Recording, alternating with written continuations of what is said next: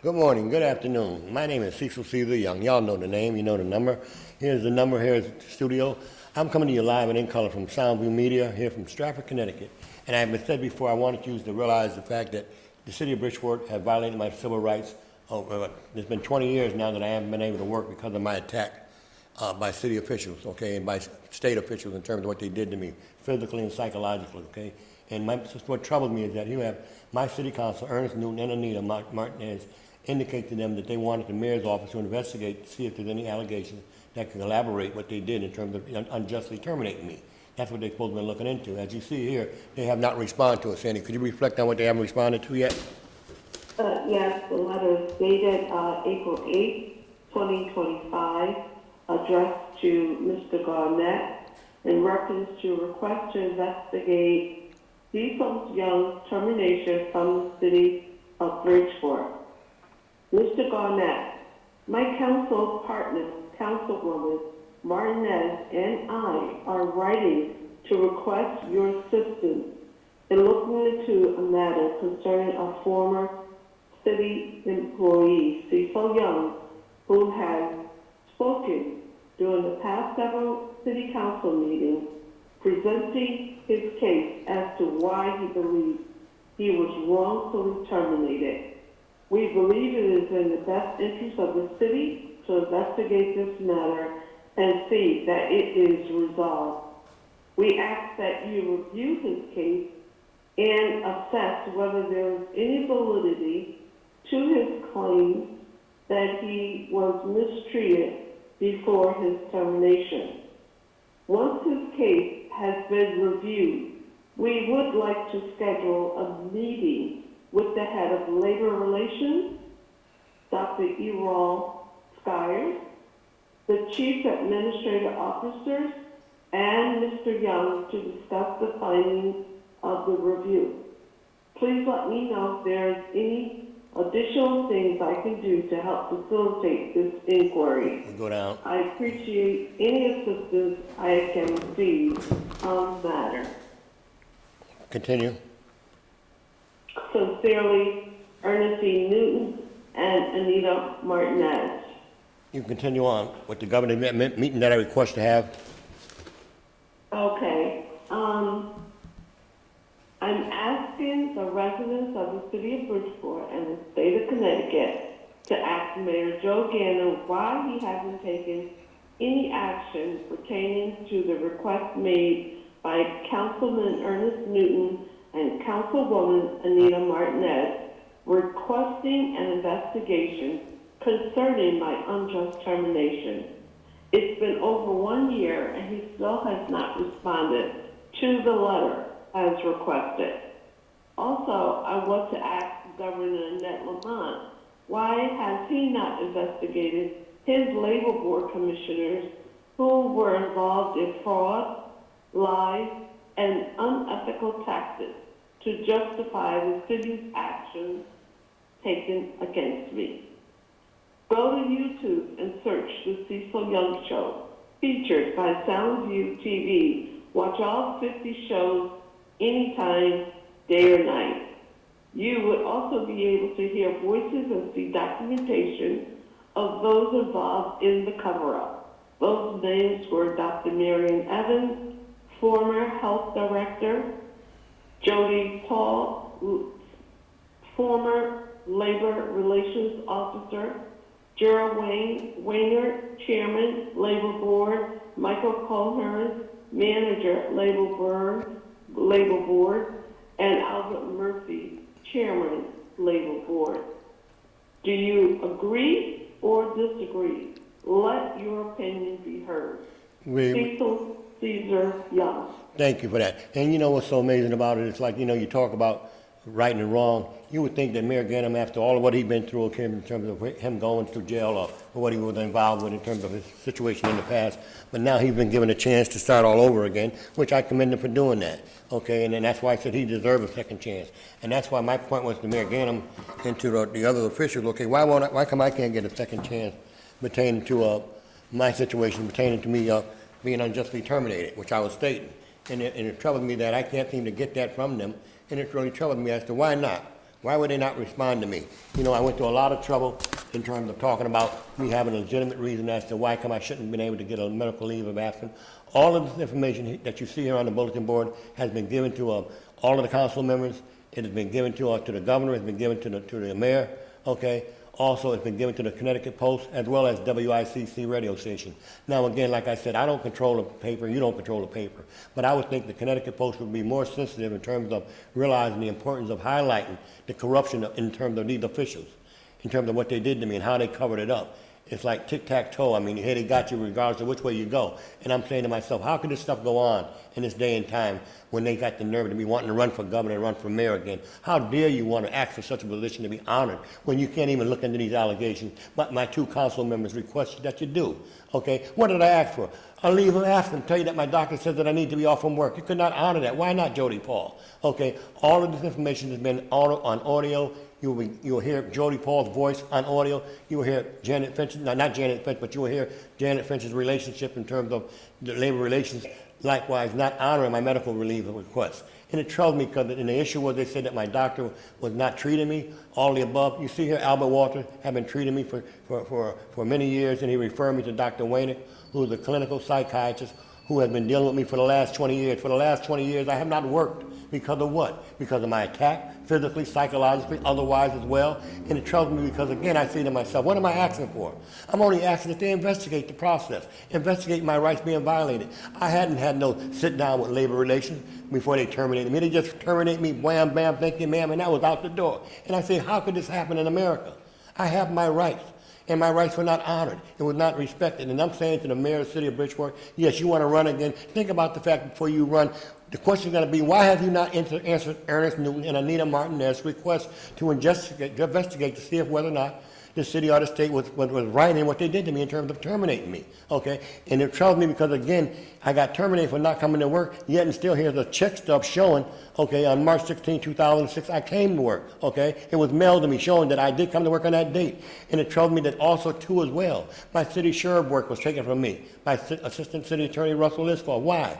Because I dared to want to file a complaint and file a lawsuit against the city of Bridgeport for unjustly terminating me because I had the audacity to want to complain about contaminated dirt piles. I say, yes, I have a right to want to complain about issues that affect our community. When you have issues like this, okay, issues like this that need to be dealt with, and if we don't say nothing, nothing's going to be done.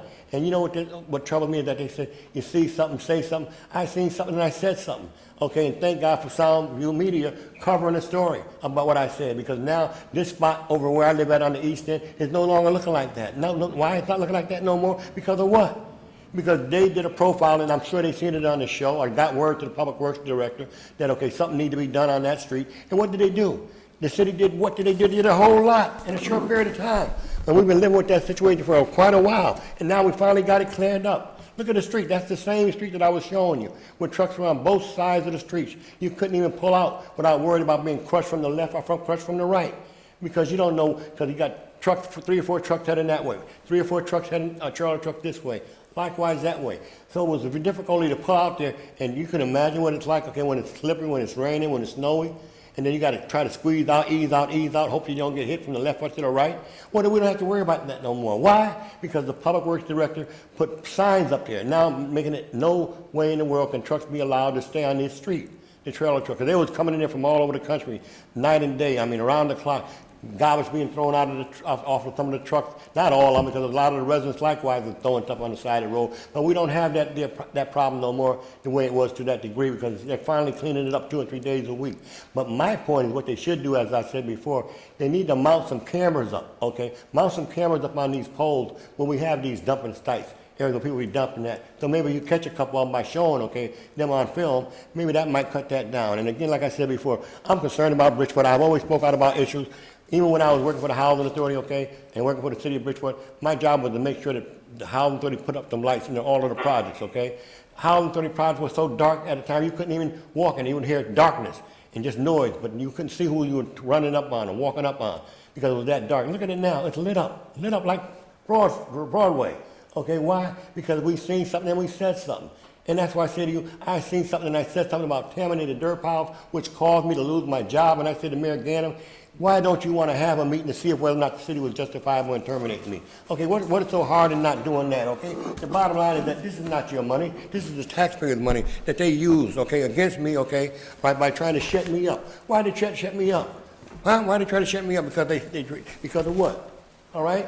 They said I didn't come to work. You got my doctor's note here showing that Dr. Walters had been treating me in 2005, okay, for a leg injury. That's the way he wrote his name. He signs his name on his doctor's notes, okay? But in 26, they would not honor it because they said it was not signed by a doctor. But the same one that wasn't signed by a doctor was signed by the nurse, the doctor's nurse, okay? And she said, what am I being treated for? Extreme anxiety.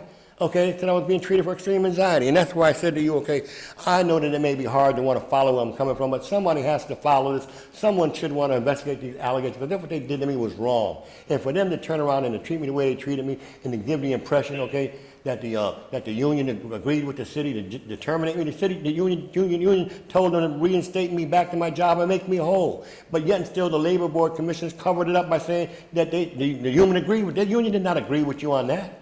Okay, you, Albert Murphy, Gerald Weiner, okay, Mike Cohead, okay, all right, they know they committed fraud as well by allowing this stuff to have hearings on a matter that should have been closed. It should have been either you're guilty or not guilty. Either you ran the light or you didn't run the light. The bottom line is that I came to work, and I showed them that I came to work. And it tells me, okay, that they could not want to respect that and honor that. Okay, but instead they treat me like I have no right to be honored, no right to be respected. And I say, why? Why am I being treated that way? For what? What did I do to get this kind of treatment? And I say to myself, okay, something needs to be done about this, okay? All right, you see here, for 20 years I have not worked. Why? Because I was attacked. I was attacked by city and state officials, physically and psychological, okay? I have not worked in 20 years. I wear back brace almost 20 days, every day a week. At night I can't sleep, real good sleep because of my back, okay, because of the pressures on my mind in terms of what they did to me. For 20 years I have not worked. After working all my life, they have to be put on and be dumped on and be disrespected and insulted the way that they insulted me. I say to you, please go to my website, The Cecil Young Show, download The Cecil Young Show, and you will see. All right, there's over 50 different shows that I've been putting on this program that will show you specifically what they've been doing in terms of those involved in the cover-up. This is not me, just about me, it's about we. And I'm going to play a tape recorder because, again, my throat is kind of harsh. Okay, I'm sweating. The medication I took got me a little overwhelmed, and I'm feeling hot flashes coming on me. So I need to slow down and do what I said I was going to do this morning because, again, I'm not getting all that sleep, and it's beginning to catch up with me to a degree. So what I'm going to do is I'm going to play a tape recorder, which you will hear Dr. Evans' voice saying and giving me the okay to come back to work. You will hear likewise Jody Paul saying, okay, yes, you came to work, but you left an hour and a half later. Yet and still the letter says because I have not come to work, I was terminated. You're going to hear all of this being said by Jody Paul, Dr. Evans, Mike Cohead, and Gerald Weiner. These were the people that were involved in this situation, along with my wife at the time, Patricia Nichols, who became Patricia Young. Okay, she's no longer here, like I said before, because of the pressure, because of the stress that was put on her, writing letter after letter after letter, okay, trying to get me my justice. Okay, so I'm going to play a tape recording, okay, of Dr. Evans. You'll hear Dr. Evans' voice confirming the fact that I was at work. You will hear Gerald Weiner's voice, okay, where he will try to give the impression that Albert Murphy said that I voluntarily resigned. Albert Murphy did not say I voluntarily resigned. Albert Murphy said, okay, I was terminated. He said, no, he said I come running in with literally straps of paper, okay? In this case here, he come literally straps of paper. That's what Dr. Walker, that's what the Labor Board Commissioner said. Okay, and again, it's a shame and a disgrace that they would sit there and treat me like that. And I say, for what? Why you do me like that? It don't make no sense. It don't make no sense at all. Okay, and that's why I said I need someone to help me get a meeting with the governor and the mayor and city officials to sit down and resolve these issues because, again, I'm not going to take this sitting down, okay? And I'm saying I'm getting tired. This is going on 3 years now. Now I'm going to play the tape recording that you will hear from Jody Paul, Dr. Evans, and all the above that were involved in the cover-up.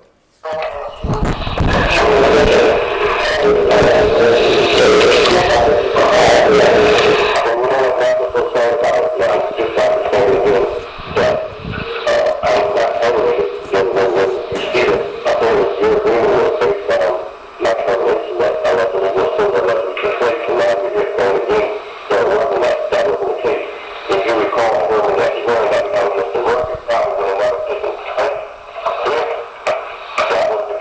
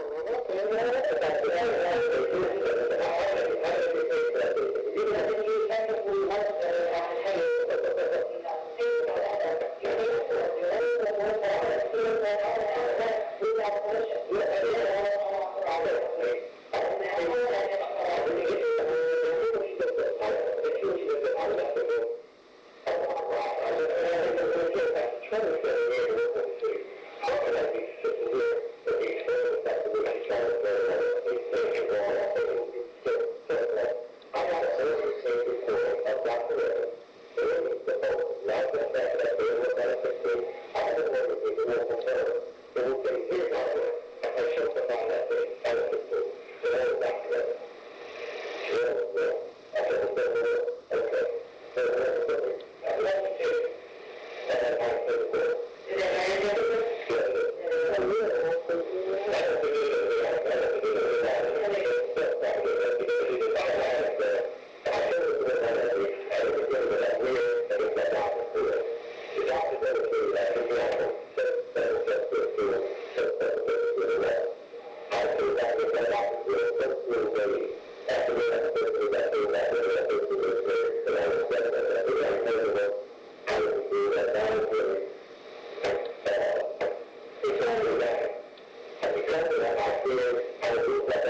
cover-up.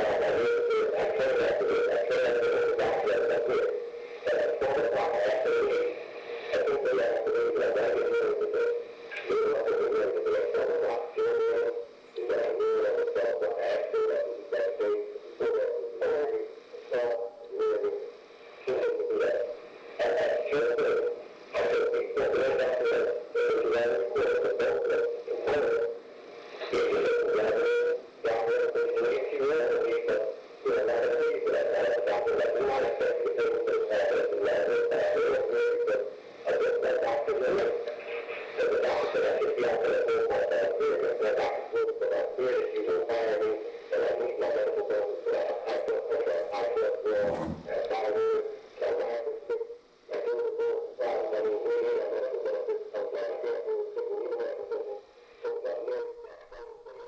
come to work?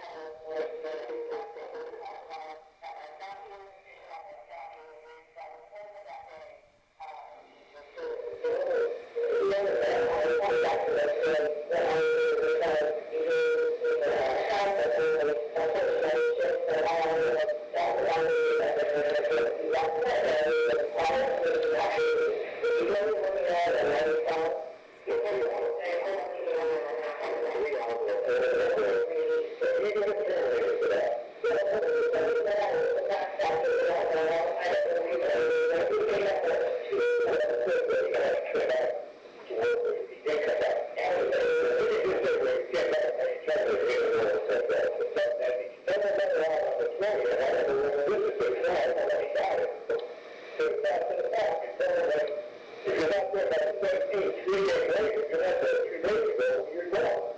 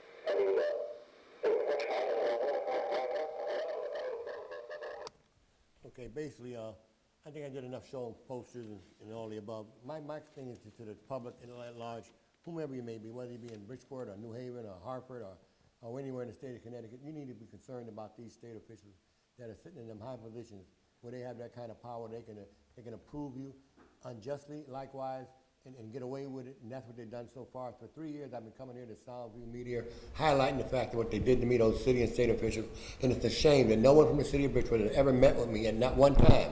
Usually before you get fired from a job, you usually have a sit-down with grant personnel or whatever and talk about the reason why you want time off from work, and you deal with the reason why they terminated you. They terminated me because I had enough nerve to want to complain about those contaminated dirt piles that I was being told by health inspectors who was coming in and out of that building that I worked out of as a security guard. They were telling me, Cecil, you know, you're a community activist, okay, you usually speak out about all these kind of things. You maybe want to speak out about these contaminated dirt piles, which I did do. And it caused me to lose my job, which I have no problem in terms of that because it ain't the first time I've been fired from my job. I worked for the city of Bridgeport for 27 and a half years. I worked for the housing authority for 20-something years, off and on different capacities. The bottom line is that if I see something, I'm going to say something, especially when it comes to my people in my neighborhood being mistreated, being taken advantage of. I've always done that. I've been out there in the eye of the storm for almost 60 years, out there beating the drum, trying to make it safe for our neighborhoods, trying to keep it clean for our neighborhoods, trying to do all we could to make our kids want to feel good about themselves and hide where they came from. Okay, and I would hope to God that the Connecticut Post will lay down their differences that they might have against me, because I don't understand why the Connecticut Post would not want to cover what they've done to me. To have two minority elected officials say a year ago that they wanted this matter looked into, yet and still today they haven't met with me not one time other than 1 second and say to me, okay, they would get back, but they never got back with me. Why not? Why not, Joe? I mean, you had a second chance. Why not give me a chance to prove my innocence? You got the records showing you that I came to work. You got documentation in black and white showing that I came to work. I've shown it to you. I've given it to everybody. Why won't you acknowledge the fact that the city blew it? They made a mistake. They unjustly terminated me. Remember, Joe, okay, I lost my wife, okay, all right? She's no longer here because she wrote letters after letters, night after night, okay, and damaged my whole family to a great degree, where I said before, it will never be the kind of recovery that I need in terms of what they did to me, behind me fighting for my rights. And I had a right to fight for my rights, okay? And yes, she had a right to stand by her man, to help her man get the justice that he was being denied. And again, I say to the Connecticut Post, where's our ethic? You know, we talk about an ethics commission in terms of what they need in terms of the city of Bridgeport with our city officials and our state officials. They likewise need an ethics commission that's going to be fair and impartial. And I say to Brian Lookout, okay, right, Brian Lookout, you have covered City Hall for the last 19 years. And I say to you personally, Brian, if that's what you choose to want to do is to cater to the mayor's concern and not the public concern, I say shame on you for doing that, Brian. Okay, because when we go down to City Hall, we're going down there because we're concerned. We're going down to speak out because we pay taxes. We're going down because we want something done about what we're talking about. Okay, not to be played, not to be taken advantage of. And we say, why don't you act like this media is doing? Allow people to be heard. Allow us to be heard about the issues that are legitimate and justifiable. There's no reason in the world that none of this stuff has ever been in the Connecticut Post, not one time. I've been fired from my job from 20 years ago. I have not worked in 20 years, okay? Or I haven't seen a psychiatrist for 20 years behind what they did to me. And I'm saying to the Connecticut Post, shame on you, Brian. Look, I don't want to disrespect me and insult me by not wanting to write anything about what happened to me. And for the editors likewise to allow you to do this to me, I'm saying, for what? Okay, yes, I've had the Post strive to my house, but after this month, I'm finished with it. I'm finished with it, and I hope to God that I don't have to talk about thinking about trying to call the boycott, okay, with the Connecticut Post to try to raise the issue as to why come. Someone needs to look in to find out, has the political nature system got into the press now, where the press is going to now just cater to Mayor Ganem instead of to the public at large? Is the press worried about, okay, what the labor board might do to them, okay, in terms of they take on this issue? But I can understand it. The labor board are powerful people. They have awesome power. Okay, Gerald Wayne has been on the labor board chairman for 20 years. Mike Coe has been on there for 20 years. That is the reason why they went along with the city of Bridgeport, because the city of Bridgeport know that they get what they give out. And they look out for each other, and that's what they've been doing. And hide up the fact that the little man like me is being taken advantage of, and no one wants to care, no one wants to respond to it. For what? I asked a medical leave request to be out of work for a month. And Dr. X said, I got to work for a month. Instead of telling the truth, they say I come running in with straps of paper. These are not straps of paper. Why would the labor board chairman call my doctor literally strips of paper? Okay, why would the labor board sit here and ignore the fact and say that the union agreed with them? The union did not agree with you, Murphy, and Gerald Wayner. Or you committed fraud.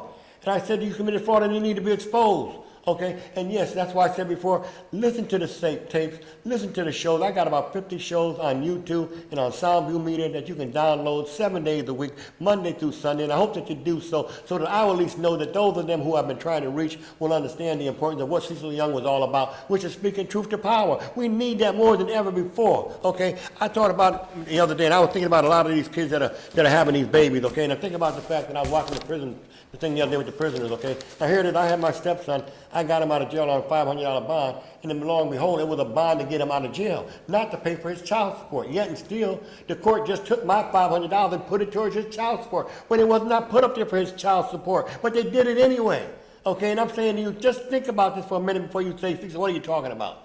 Those kids that are 13 and 14 and 15 years old are going to have babies, and they're having babies, and the question is, oh, you set them up to be ready for the prison system. You get them ready for the knowing that they're going to get in the crime because they're going to have to pay the child support. And if they don't come up with that child support money, they go into jail, all right? And then when that grandmother, that mother puts up that bond money, and you're going to tell that mother, that grandmother, that I'm going to take that money and put it towards his child support, that grandmother's going to be hurt and probably put in the streets behind that. You know how these kids can reach those family members when they're in lockdown? When they're locked up, they get on them phones, they, Mom, Grandma, please get me out. I'm going to do right, I'm going to do it. And they put their bond money up. That's their rent money.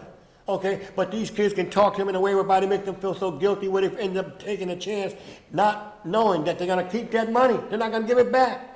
So we need to let our kids know, that are having them babies know, that sooner or later, as you get older, you can't get away from that child support. It will follow you. It will follow you. It's going to get you sooner or later. So before you talk about having a baby, think about the consequences that you're going to have to deal with over the next 30 or 40 years of you having a child that you have not supported because you haven't had the kind of skills to give you the kind of inspiration to go to work day in and day out because you're not making enough money to maintain enough to make you want to continue to go to work at a regular job. So instead, you may want to go out a quarter and deal some drugs. Then what happens then? You end up getting locked up for another 10 years or 5 years, and we got to end up supporting you inside the prison complex. For what? Help these kids, give them the inspiration, give them the kind of motivation they need to let them know, okay, there's something out there for you other than just hanging out and just having babies. Because again, it will catch up with you. Sooner or later, it's going to catch up with you. So I'm saying to myself, Cecil, you said you're going to start going to the schools and maybe talk to some of these kids, 14, 15 years old, to let them know, hey, look, hey, hold up now. You had that baby. It's going to haunt you. It's going to run you down. It's going to catch up with you. It caught up with him. Took my money. I would never put up another bond. I don't care what he get arrested for. I would never put up another bond for him again. Not to take my money. And that's what they've been doing. And they're going to cause a lot of people to bug out. They're going to cause a lot of people to be homeless because a lot of these family members, these grandmamas that are taking care of these kids are going to be put in a situation where they're going to be putting that bond money up and they're going to be having nightmares over the fact of knowing that, hey, the man is knocking on the door saying, you're behind in your rent. You got to pay up and get out. So we need some people that's going to help our people be motivated to want to get the kind of skills and the kind of job that will give them what they need to have in order to survive that consequences that they may be inheriting and pick on because of them wanting to live that kind of lifestyle. Again, we're dealing with kids in neighborhoods, okay, like I said, the prisons are stacked up with young kids of all ages, okay, and again, because of what? They were miseducated. They were not motivated. They were not stimulated. And again, because they don't have the kind of help that we think they need to have, they find themselves out there on the corners, lost and confused, and become a burden to the state or the city. And I'm saying to myself, what can we do for these kids? What can we do for those that are in prison? I was going to say, even with that, I was talking about the grass areas. I said the city of Bridgeport need to get a sidewalk committee, a group that will concentrate on cutting these grass areas along these highways, along these byways in our neighborhoods. Okay, because again, okay, a lot of this wild weed is growing out of paint in these different areas. It literally looks bad. So I think we need a grass crew cutter to go into different neighborhoods throughout the city and start targeting some of these sidewalks and get some of these wild weeds off of these sidewalks, okay? All right, because again, those judges, instead of just taking people's money, tell that person who got that child support money that he's behind, that, hey, hold up, well, you ain't got to go to work, but you're going to do something, okay? Because, hey, you know, sooner or later it's going to catch up with you. You're going to have to pay one way or another. Sooner or later you end up going to jail. You end up getting involved in a crime because now you know you don't have that money like you're supposed to have, and it's going to cost you down the road. So again, I say to you, okay, we got a lot on our hands that we got to deal with, and I hope to God that you understand the importance of why I say what I say, okay? And again, I say to the mayor, to the governor of Lamont, okay, we need to get together with Senator Blumenthal, because again, Senator Blumenthal had this case back in 2008, back then, 2006 back then, and it troubled me that the labor board paid for my medical benefits, okay, way after, unbeknown to me, they paid for it, unbeknown to me. I had no idea that they paid for it, okay? But I see why they ended up paying for it, because again, Gerald Weiner and Mike Cohat, they got paid and we got played. They committed fraud. Now, Gerald Weiner, Mike Cohat was on the termination board. Him and Alvin Murphy was on the termination board, right? Now, yet still, he said I was terminated. Murphy called it straps to paper, so he agreed with him. He agreed with Murphy here, that he was justifiable in terminating me. And the question is, why was Mike Cohat down here with Gerald Weiner, okay, on the part of, if I voluntarily resign, you can't get no benefits. You can't have no hearing. There's nothing for you. But because I filed a grievance, they had to give me a hearing, and the hearing that they gave me, either I came to work, or either I didn't come to work, either I voluntarily resigned. Which one was it? Because you got Gerald Weiner saying I voluntarily resigned according to Murphy. That's what he said. Murphy said Murphy did not say that. Murphy said I come running in with literally strips of paper. That's what Murphy said. And then he come up with the doctor's signature was so-called unillegible, like a loop, like it was come on. And then they said that Dr. Walters was not treating me for the problem that I was so-called blaming my problems on. Walters was treating me for that. He made it very clear that he was treating me. He said that he was treating me. And to turn around here and ignore that, for what? Huh? Come on, man. There's no reason. But you see what Walter's been treating me. And he sent me to Dr. Wayne, a psychiatrist for 20 years I've been seeing. I have worked in 20 years. Can you believe that? I've worked since I was 6 years old. I've been working. That was my life. Okay, this is the longest I've ever been out of work. 20 years. Can you believe that? But God has been so good to me. He kept me going.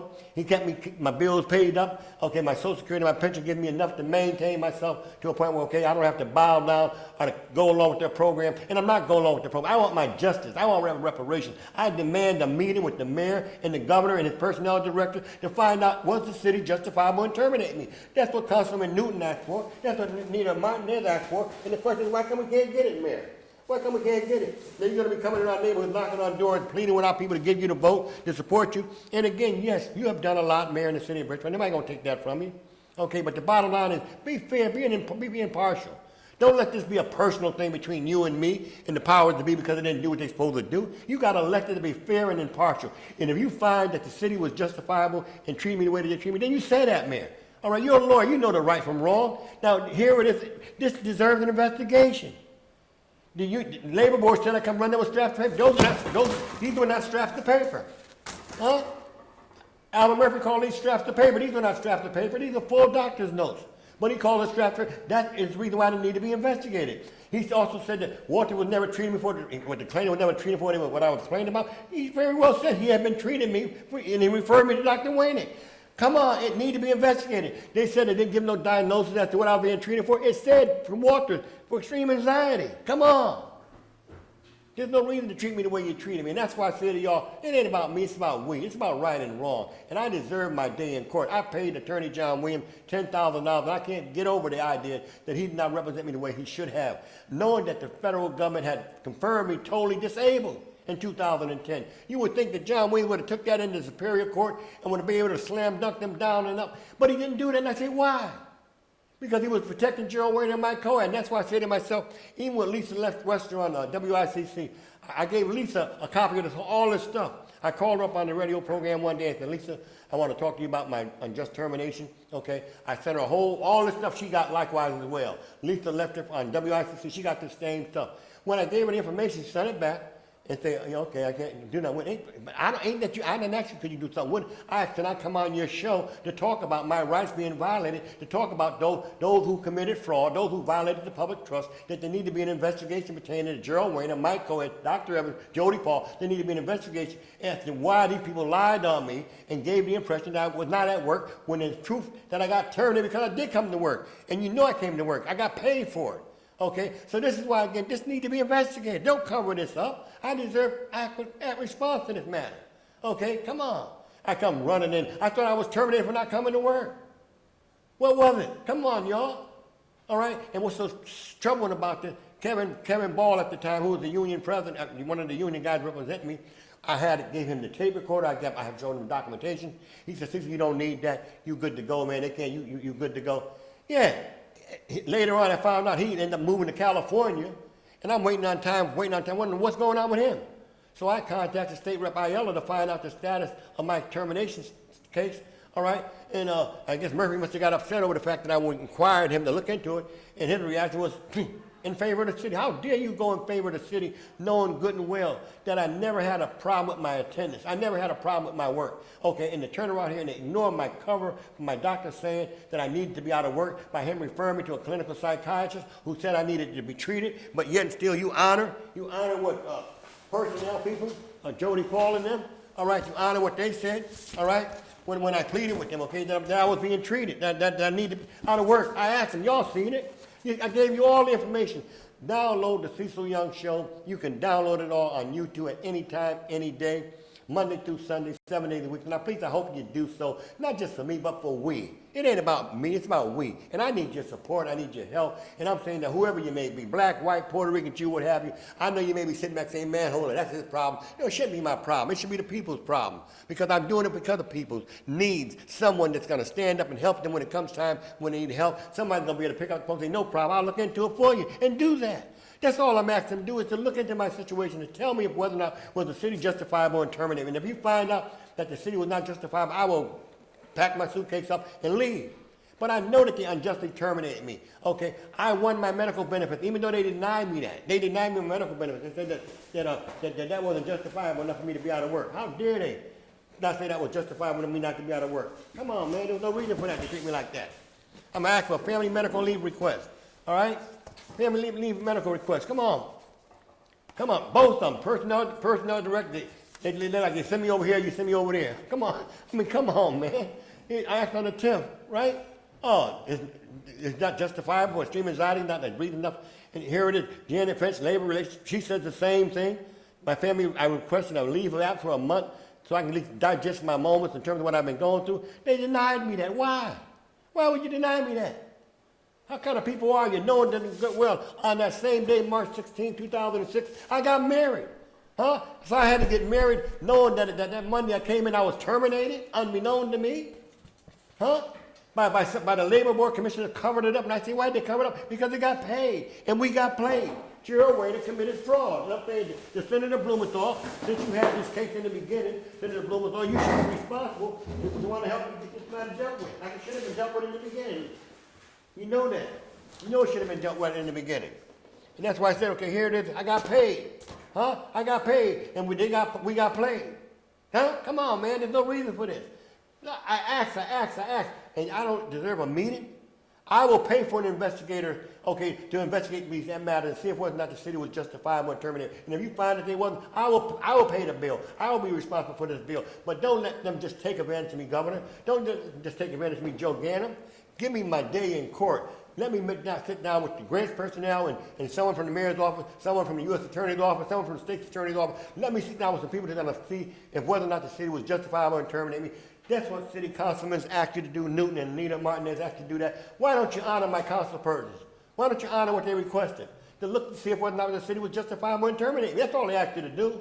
And if you do that, the Lord will bless you. But in the meanwhile, like I said, tell your friend, tell your neighbors to download the Cecil Young Show. You can download the show 7 days a week on YouTube or SoundView. Please do that for me as well as for we, because it's about all of the above. And like I said before, let's not let this go without taking some kind of action.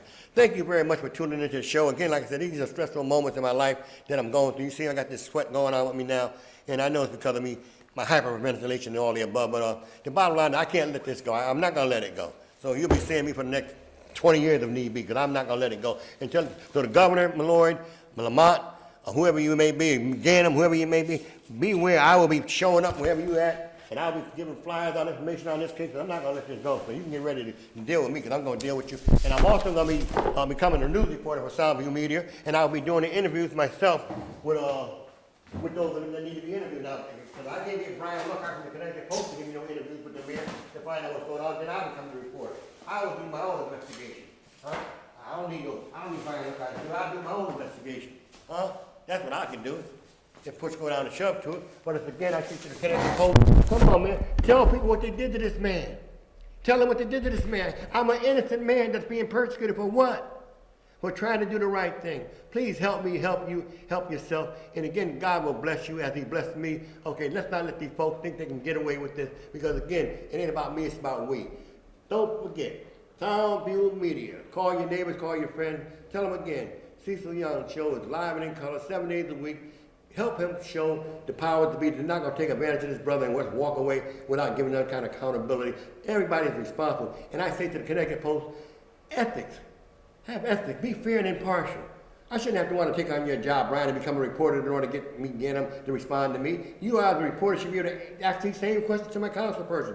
You got Ernest Newton and Anita Martin. They won't even say no more than what they did, which is put the letter out there. And that was a lot to me. After 19 years, that was a whole lot to me. Huh? And again, I got to wait for another 19 years, and maybe you might change your mind and may want to give me consideration then. Come on. Thank you much for listening to the Cecil Young Show. See you next week. I'll see you tomorrow, the next day, and so on and so on, the next 7 days.